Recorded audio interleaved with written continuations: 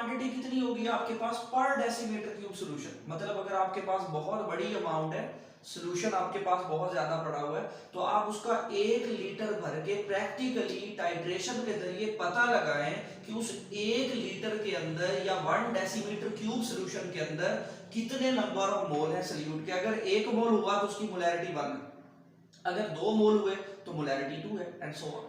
और इसका फार्मूला देख लेते हैं। इसको हम हमेशा कैपिटल एम से जो है वो रिप्रेजेंट करते हैं, number of moles of solute and divided by volume of solution in decimetre cube.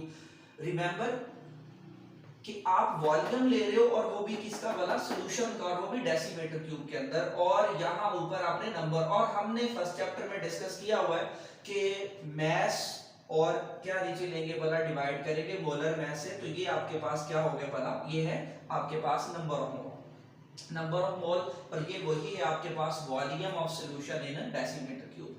तो अब सवाल ये है कि अगर हमें 1 मोलर सॉल्यूशन बनाना हो तो हम किस तरह से बनाएं।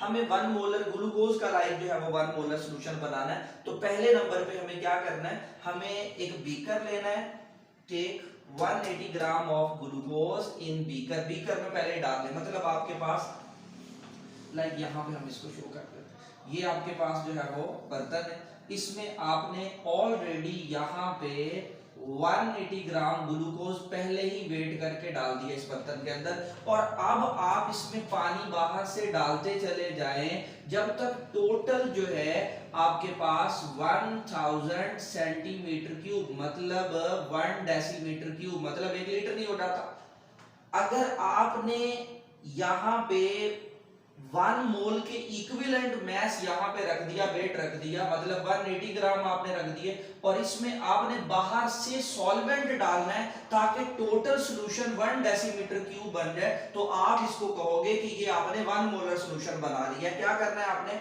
180 ग्राम ग्लूकोज बीकर में डाल के add water to it till the total volume of solution becomes 1 decimeter cube। और क्या होगा कि टोटल जो सॉल्यूशन है ये हमारे पास कितना है, टोटल जो हमारे पास सॉल्यूशन है वो कितना है, वो है 1000 सेंटीमीटर क्यूब, मतलब 1 decimetre cube nearly equal to 1000 centimetre cube, and 1000 equivalent to 1000 gram. तो आपके पास टोटल सॉल्यूशन ही कितना वाला 1000 ग्राम है, 1000 ग्राम।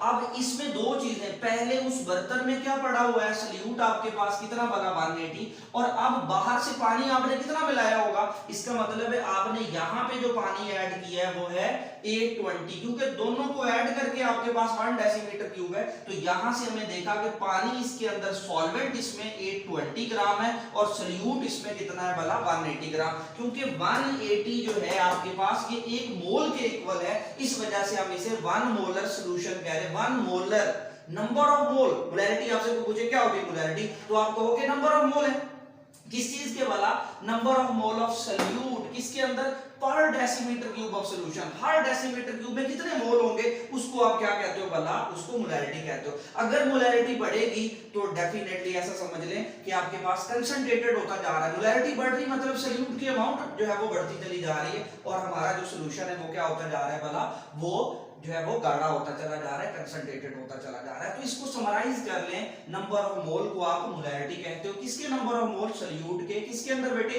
पर डेसीमीटर क्यूब ऑफ सॉल्यूशन।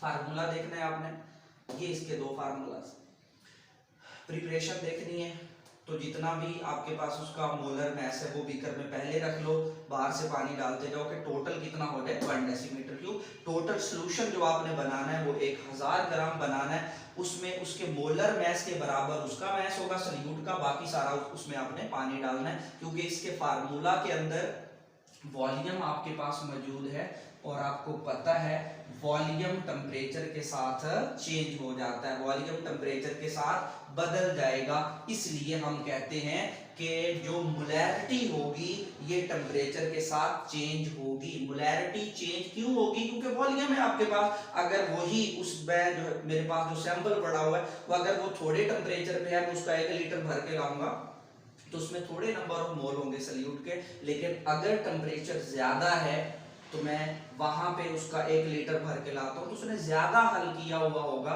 उसमें नंबर ऑफ मोल ज्यादा होंगे, तो इसलिए मोलैरिटी टेम्परेचर के साथ चेंज हो जाती है। अब हम बात करेंगे मोलैरिटी की। मोलैरिटी भी क्या है, ये भी बेटे नंबर ऑफ मोल है, किसके वाला, सल्यूट के ही है, लेकिन एक चेंज है यहाँ पे, यहाँ है आपके पास present in 1 kg of solvent, number of moles of solute. क्या है वाला molarity, number of mole of solute, लेकिन किसके अंदर, present in 1 kg of solvent. Solvent total, पहले 1 किलो पानी रखो आप, उसमें अब आपने जितने, मतलब पहले आपने 1 kg सॉल्वेंट ऑलरेडी रखा हुआ है, और उसमें आप जितने अब नंबर ऑफ मोल सल्यूट के डाल रहे हो, उसको आप मोलैरिटी कह रहे हो। फार्मूला इसको हमेशा आप स्मॉल m से शो करोगे, ये भी number of mole of salute है। और यहाँ डिफरेंस आ रहा है, यहाँ है वॉल्यूम, यहाँ है मैस, यहाँ है सॉल्यूशन इन डेसीमीटर क्यूब, यहाँ है mass of solvent in kilogram. ये मेजर डिफरेंस आ रहा है किसके अंदर वाला, मोलैरिटी और मोलैरिटी के बीच में। जैसे हमने अभी कहा कि नंबर ऑफ मोल को हम क्या लिखते हैं, मैस ओवर मोलर मैस, तो ये फार्मूला को हम इस तरह से भी लिख सकते हैं, ये वही चीज है, mass of solvent in kilogram.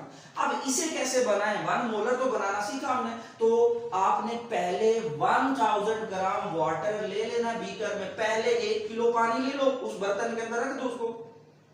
अब बाहर से उसमें 180 ग्राम ग्लूकोज डालें, पहले पूरा 1000 ग्राम पानी आपने पहले ऑलरेडी उस बर्तन में आप रख चुके हो, और बाहर से आप 180 ग्राम किसके ले रहे हो भला, ग्लूकोज के ले रहे हो। तो टोटल आपके पास मैस कितना बना, total weight of the 1 molar solution ये है कितना वाला, 1180 ग्राम, ये टोटल है किसका वाला, 1 मोलर का। और इसमें सॉल्वेंट कितना है, हमने पहले ले लिया था कितना वाला, 1000, और सल्यूट कितना है, 180। इसका मतलब है अगर मैं इन दोनों को कंपेयर करता हूं, तो यहां पे मैंने सॉल्वेंट लिया हुआ है 1 मोलर के अंदर सॉल्वेंट कितना था वाला, 820। यहां ग्लूकोज, यहां भी 180 है, वहां पे भी 180 है, लेकिन यहां पे जो पानी है, जो सॉल्वेंट है, यहाँ 820 ग्राम है और यहाँ पे 1000 ग्राम है। तो जिस चीज में हम पानी ज्यादा डालेंगे, सॉल्वेंट हम ज्यादा लेंगे, वो चीज होगी डाइल्यूटेड। तो इसका मतलब ये हुआ कि अगर हमारे पास 1 मोलर सॉल्यूशन होगा तो वो डाइल्यूटेड होगा, और अगर 1 मोलर सॉल्यूशन है तो वो क्या होगा, कंसंट्रेटेड होगा। तो ये डाइल्यूटेड होता है और 1 मोलर क्या होता है वाला, कंसंट्रेटेड होता है। और यहाँ अभी मैंने बात की थी कि जो मोलैरिटी है इसमें वॉल्यूम की बात कर रहे हो, और ये टेम्परेचर के साथ चेंज हो जाएगी। लेकिन जो मोलैरिटी है इसमें तो आपने ऑलरेडी क्या लेना है, 1 kg सॉल्वेंट आपने ऑलरेडी रखा हुआ है, तो उसमें नंबर ऑफ मोल आपने पता लगाने। तो ये टेम्परेचर के साथ मोलैरिटी जो है वो चेंज नहीं होती, does not change with temperature, और ये टेम्परेचर के साथ चेंज हो जाती है। इसका मतलब हम इसको समराइज कर लेते हैं, चाहे मोलैरिटी है चाहे मोलैरिटी है, दोनों ही नंबर ऑफ मोल है, किसके भला, सल्यूट के।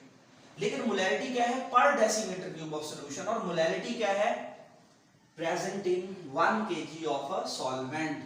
यहां हम वॉल्यूम की बात करते हैं, तो वॉल्यूम टेम्परेचर के साथ बदलता है, इसलिए मोलैरिटी टेम्परेचर से चेंज होगी ही होगी। इसमें सल्यूट, इसमें सॉल्वेंट थोड़ा होता है, और मोलर सॉल्यूशन में सॉल्वेंट कंपैरेटिवली ज्यादा होता है, तो इस वजह से ये डाइल्यूट होगा, और जो मोलर है वो क्या होगा भला, ये कंसंट्रेटेड होगा। बोर्ड लेवल पे डिफरेंशिएट इनमें पूछ सकता है कि differentiate between molarity and molarity, why molarity changes with temperature but molarity does not change with the temperature. Why molar solution is concentrated as compared to 1 molar solution. Next lecture में हम discuss करेंगे कि जो mole fraction है और types of solution ये क्या चीज